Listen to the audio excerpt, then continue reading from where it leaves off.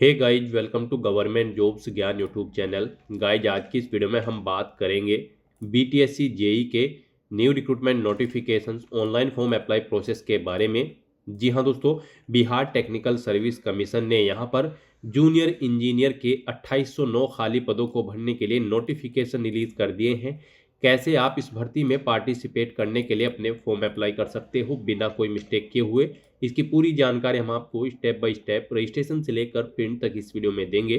बस आपको इस वीडियो को स्किप किए बिना शुरू से लेकर एंड तक देखना है। उसके बाद वीडियो पसंद आए तो इसे लाइक और शेयर कर दें। चैनल पर नए हो तो इसे सब्सक्राइब कर लें। साथ ही साथ आपको अपना फॉर्म अप्लाई करते हुए जो जो भी प्रॉब्लम फेस हो रही है उन सभी का हल आपको इस वीडियो में मिल जाएगा।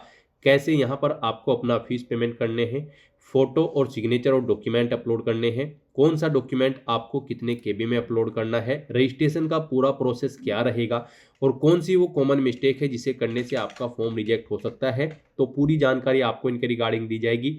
हम आपको ये भी बताएंगे कि आपको कौन सी मिस्टेक को अवॉइड करते हुए अपना फॉर्म अप्लाई करना है जिससे आपका फॉर्म रिजेक्ट न हो। पूरी जानकारी आपको इस वीडियो में देंगे, बस आपको एंड तक हमारे साथ इस वीडियो में बने रहना है। तो बिना कोई वक्त गंवाए चलिए शुरू करते हैं। आपको इस वीडियो के डिस्क्रिप्शन बॉक्स में हमारी वेबसाइट IND-sarkari-naukri.in के इस पेज का लिंक मिल जाएगा।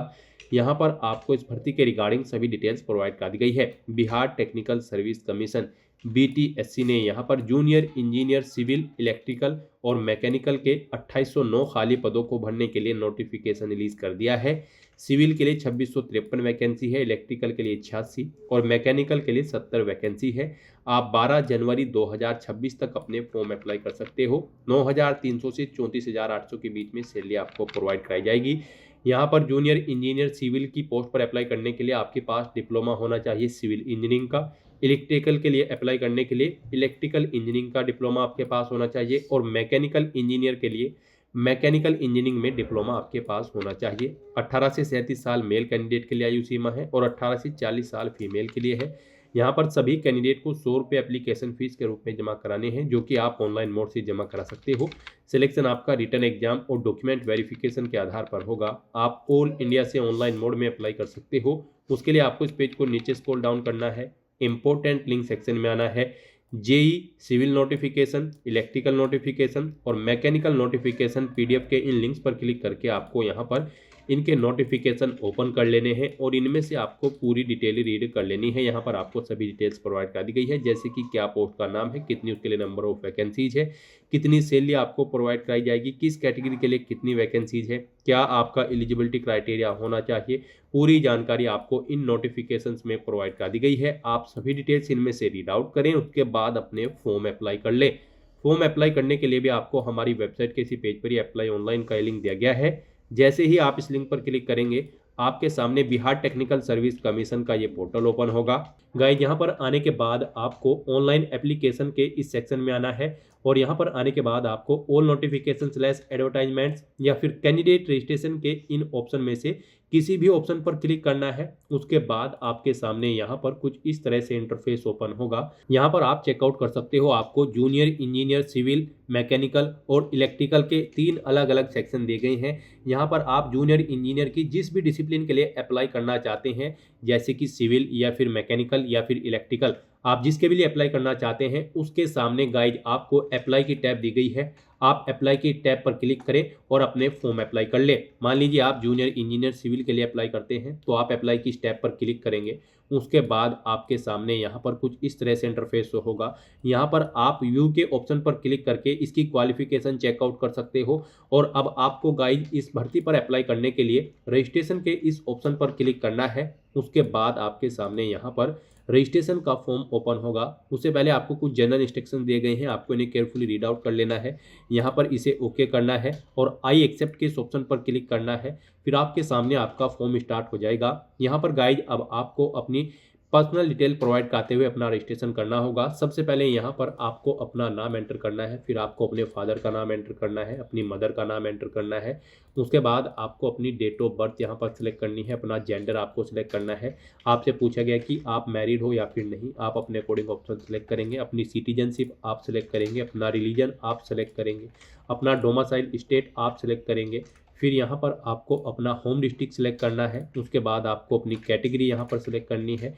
यहाँ पर अगर आप बिहार से अलग स्टेट के कैंडिडेट हैं तो फिर जनरल कैटेगरी में आप सभी को काउंट किया जाएगा, केवल जनरल का ऑप्शन आपके सामने शो होगा। फिर आपको अपना मोबाइल नंबर यहाँ पर एंटर करना है, अपनी ईमेल आईडी आपको यहाँ पर देनी है। उसके बाद आपसे पूछा गया है कि क्या आप गवर्नमेंट एम्प्लॉय हैं या फिर एक्स एम्प्लॉय हैं। अगर हैं तो आप यस करेंगे, नहीं है तो आप नो ऑप्शन सेलेक्ट करेंगे। यस ऑप्शन अगर आप सेलेक्ट करते हैं तो फिर यहाँ पर आपको अपनी परमानेंट एम्प्लॉय की डिटेल देनी है। फिर आपको अपने कॉन्ट्रेक्चुअल एम्प्लॉय अगर आप हैं तो उसकी डिटेल देनी है। नहीं है आप एम्प्लॉय तो आप सिंपली नो ऑप्शन सेलेक्ट करेंगे। फिर यहाँ पर आपसे पूछा गया है कि क्या आप 2018 या उसके बाद के एडवर्टाइजमेंट के लिए एलिजिबल थे। अगर थे तो आप येस करें, नहीं तो नो ऑप्शन सेलेक्ट करें। उसके बाद गाइज यहाँ पर आपको अपना परमानेंट एड्रेस एंटर करना है। यहाँ पर आप अपना परमानेंट एड्रेस एंटर करें। उसके बाद आपको अपनी क्वालिफिकेशन की डिटेल यहाँ पर प्रोवाइड करनी है। सबसे पहले यहाँ पर आपको अपनी 10वीं क्लास की डिटेल प्रोवाइड करनी होगी।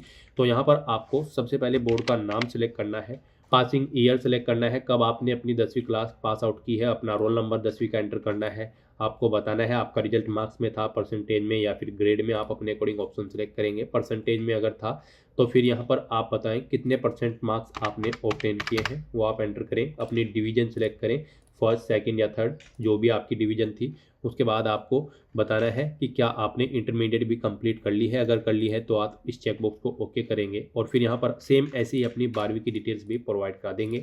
उसके बाद यहाँ पर अपनी इसेंशियल क्वालिफिकेशन की डिटेल आपको देनी है। इस भर्ती में पार्टिसिपेट करने के लिए आपके पास डिप्लोमा होना चाहिए, सिविल में, मैकेनिकल में या फिर इलेक्ट्रिकल में, जिस भी डिसिप्लिन के लिए आप अप्लाई कर रहे हैं उसके अंतर्गत आपके पास यहाँ पर डिप्लोमा होना चाहिए। अगर आप सिविल इंजीनियर के लिए अप्लाई कर रहे हैं तो सिविल इंजीनियरिंग का डिप्लोमा होना चाहिए। इलेक्ट्रिकल के लिए अप्लाई कर रहे हैं तो इलेक्ट्रिकल इंजीनियरिंग का डिप्लोमा आपके पास होना चाहिए। मैकेनिकल के लिए अप्लाई कर रहे हैं तो मैकेनिकल इंजीनियरिंग का डिप्लोमा आपके पास यहाँ पर होना चाहिए। उसकी डिटेल यहाँ पर अब आपको देनी होगी।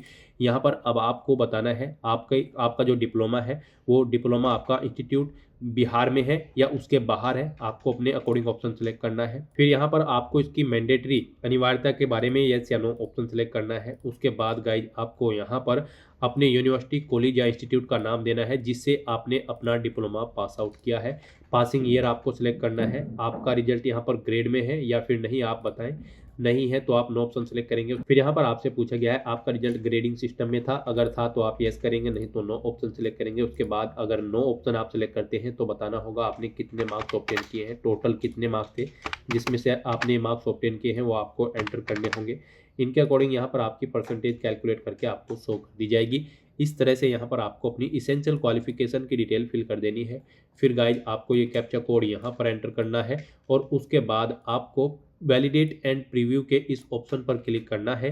फिर यहाँ पर आपने पीछे अपने रजिस्ट्रेशन में जो डिटेल प्रोवाइड कराई है उनका पूरा प्रीव्यू आपको शो कर दिया गया है। आपको सभी डिटेल केयरफुली चेकआउट करनी है, इसे नीचे स्क्रॉल करना है, इस चेकबॉक्स को ओके करना है।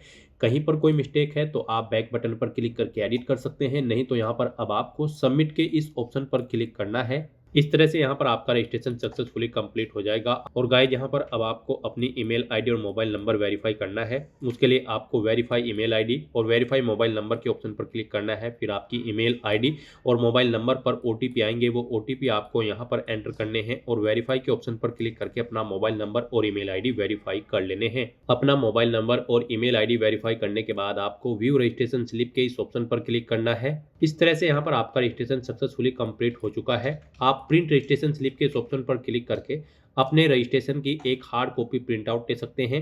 और यहाँ पर अब आपको इस पेज को नीचे स्क्रॉल डाउन करना है। फिर यहाँ पर आपको एप्लीकेशन फीस का अमाउंट देखने को मिलेगा 100 रुपये। अब आपको ये फीस पेमेंट करना है। उसके लिए गाइज अब आपको प्रोसीड फॉर फीस पेमेंट के इस ऑप्शन पर अब क्लिक करना है। फिर आपको फीस पेमेंट के इंटरफेस पर डायरेक्ट कर दिया जाएगा। आप debit card, credit card, net banking, UPI या फिर एनईएफटी के माध्यम से अपना फीस पेमेंट कर सकते हो।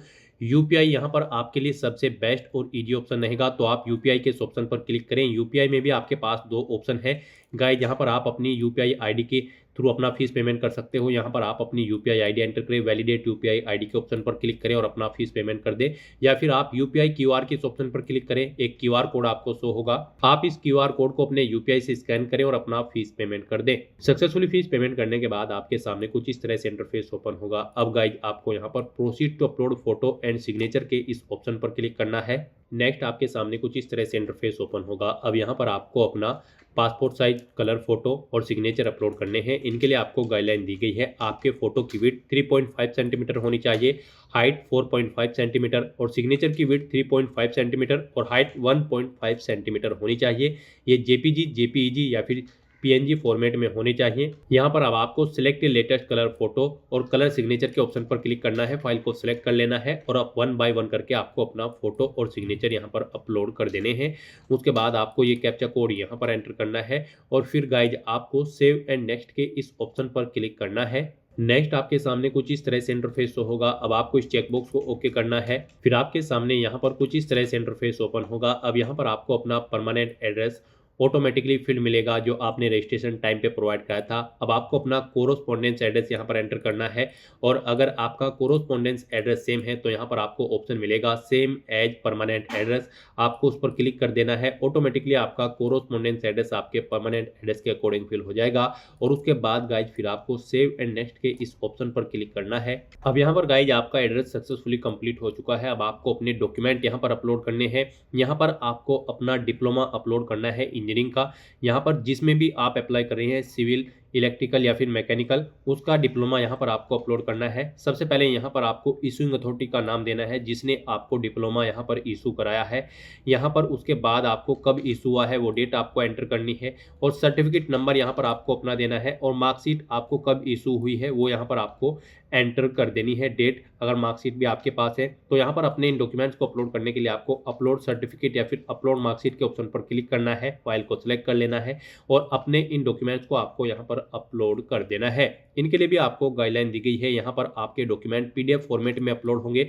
25 KB से 2048 KB के बीच में इनका साइज होना चाहिए। तो यहाँ पर अब आपको 1 बाय 1 करके अपने डॉक्यूमेंट्स को अपलोड कर देना है। अपना इंजीनियरिंग डिप्लोमा अपलोड करने के बाद फिर आपको यहाँ पर अपना एज प्रूफ सर्टिफिकेट अपलोड करना है। इसमें आपकी 10वीं की मार्कशीट हो सकती है। फिर यहाँ पर आपको अपना रेजिडेंस सर्टिफिकेट अपलोड करना है। इसमें आपका डोमिसाइल हो सकता है।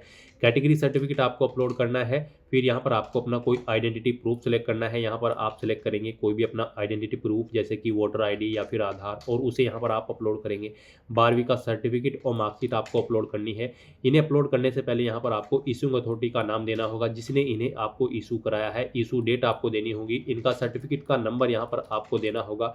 उसके बाद आपको अपलोड के इन ऑप्शन पर क्लिक करके 1 बाय 1 करके फाइल को सिलेक्ट करते हुए यहाँ पर अपने इन सभी डॉक्यूमेंट्स को आपको अपलोड कर देना होगा और उसके बाद गाइज फिर आपको सेव एंड नेक्स्ट के इस ऑप्शन पर क्लिक करना होगा।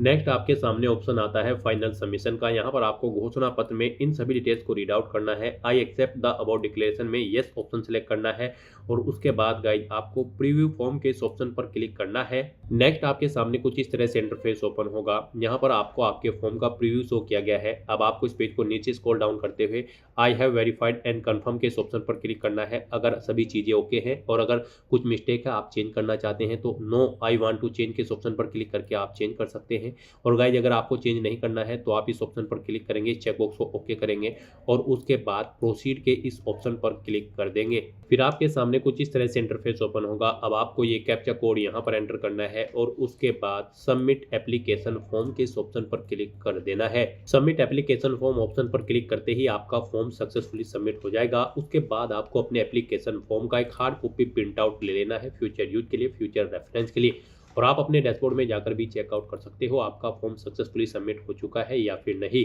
तो दोस्तों ऐसे आप Bihar technical service commission junior engineer की इस भर्ती के लिए अपने फॉर्म अप्लाई कर सकते हो बिना कोई मिस्टेक किए हुए। आज की इस वीडियो में बस इतना ही। आई होप ये वीडियो आपको पसंद आई होगी। अगर पसंद आई हो तो इसे लाइक और शेयर करें।